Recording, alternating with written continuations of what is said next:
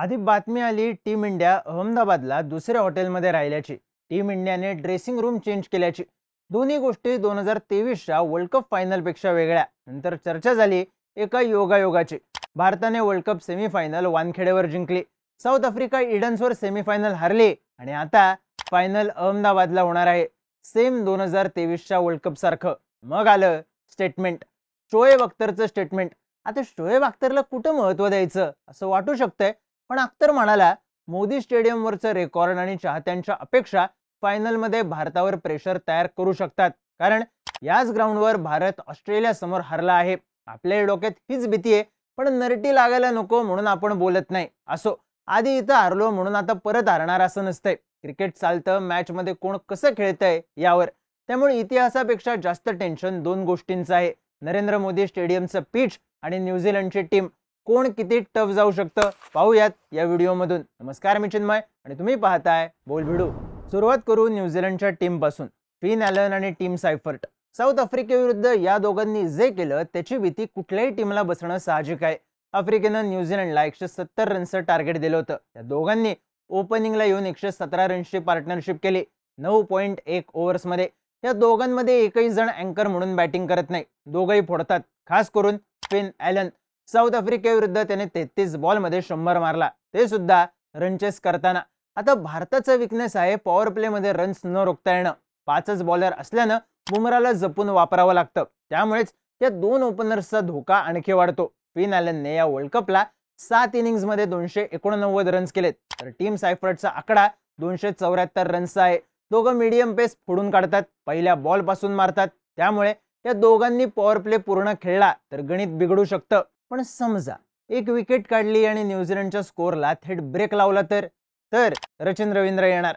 6 innings आणि 128 runs. हा आकडा कमी वाटतो, पण याच्याकडे सातत्य आहे. भारतीय कंडिशन्समध्ये हा कधीही मॅच फिरवू शकतो आणि टॉप ऑर्डर मिडल ऑर्डर या दोन्हीकडे असलेल्या पॉवर हिटर्सच्या गर्दीत अँकर म्हणून पिचवर थांबू शकतो. रचिनने अँकर इनिंग्स खेळली तर प्रेशर बिल्ड होऊ शकतं, कारण न्यूझीलंडच्या सगळ्या मिडल ऑर्डरला मारून खेळायचा चान्स मिळेल. या मिडल ऑर्डरमध्ये आहे कोण? ग्लेन फिलिप्स, मार्क चॅपमॅन आणि डॅरियल मिशेल. 3 बाई 3 होता बाई. फिलिप्सने या वर्ल्ड कपमध्ये 5 इनिंग्समध्येच 176 रन्स केलेत, तेही 160च्या स्ट्राईक रेटने. त्यानं कॅनडाच्या बॉलर्सला 36 बॉल 76 रन्स मारले होते आणि अफगाणिस्तानला 25 बॉल 42. दुसऱ्या बाजूला डॅरियल मिशेल हमखास भारताविरुद्ध चालणारा प्लेअर आहे आणि चॅपमॅन आउट ऑफ सिलेबस येऊन गेम बिघडवू शकतो. आता अशी धोकादायक बॅटिंग ऑर्डर इंग्लंडची पण होतीच की. त्यांना रोखता आलं तसं न्यूझीलंडला सुद्धा येईलच. पण नुसतं बॅटर्सला रोखून होणार नाही. न्यूझीलंडची आणखी एक ताकद आहे ऑफ स्पिन. ग्लेन फिलिप्सने घेतलेल्या खतरनाक कॅचेसचे व्हिडिओ आपण बघत असतोय, पण या वर्ल्ड कपला साहेब खतरनाक बॉलर सुद्धा ठरू शकतात.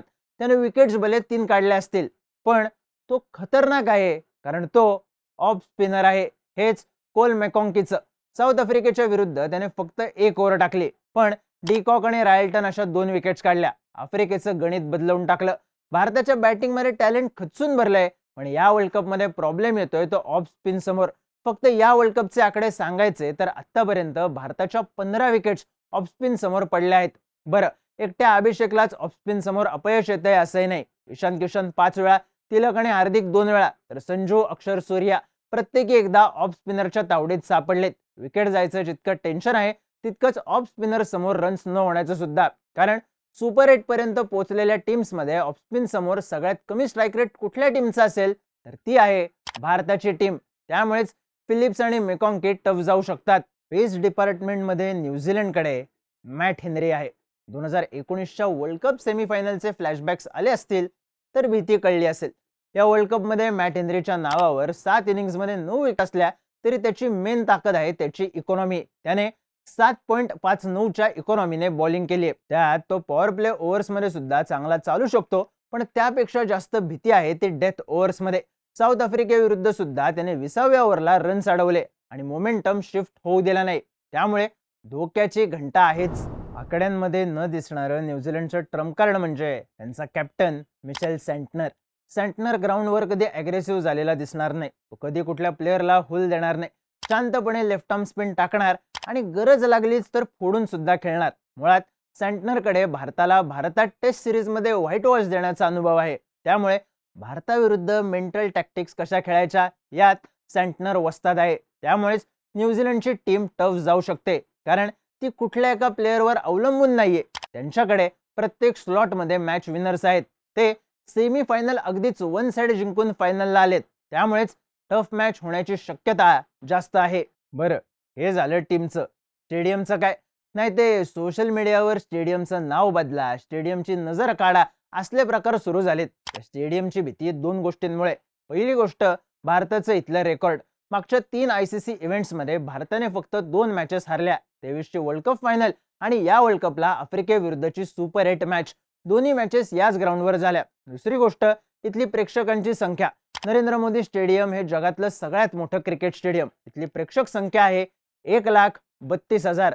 त्यातही भारत फायनलमध्ये खेळतोय म्हणल्यावर इथं भारतीय चाहत्यांची गर्दी जास्त वाढणार, जी नाही म्हणलं तरी भारताच्या टीमवर किंचित जास्तीचं प्रेशर तयार करू शकते, जे मोडून काढणं मोठं आव्हान असेल. आणि मग पिचचं काय? दोन्ही मॅचेस पिचमुळेच हारल्या की.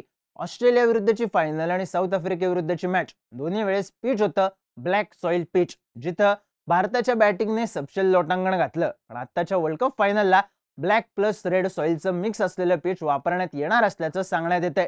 भारत इंग्लंड सेमीफायनलसाठी वानखेडेवर जसं पिच होतं तसंच पिच मोदी स्टेडियमवर असेल. हे पिच या वर्ल्ड कपमध्ये फक्त एकदाच वापरलं गेलं होतं, कॅनडा विरुद्ध साऊथ आफ्रिका मॅचसाठी. त्या मॅचमध्ये साऊथ आफ्रिकेनं 213 रन्स केले आणि कॅनडाला 53 रन्सने हरवलं. म्हणजेच हे पिच हाय स्कोरिंग आहे. त्यामुळे इथे चांगले रन्स होऊ शकतात. जे आधीच्या 2 मॅचेसमध्ये गणलं ते यावेळी गंडायची शक्यता कमी आहे. तरीही भीती आहे, कारण रन्स फक्त टीम इंडिया करणार नाही, न्यूझीलंड सुद्धा करेल.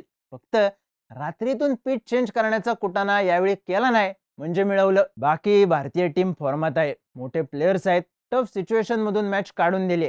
त्यामुळे प्रेशर वाढलं तर काय, क्लच परफॉर्मन्स कोण देणार असे प्रश्न पडणार नाहीत. आणि किती लोड येऊ द्या, डोक्यात एक गोष्ट ठेवणं महत्वाचं आहे. We only believe in Jassibhai. अर्थात मॅटर टफ होऊ शकतो, कारण एज कुठल्याच टीमला नाहीये. फाईट घासून आहे आणि बघण्यात मजा आहे. वर्ल्ड कप फायनल आणि बोलबिडू सुद्धा.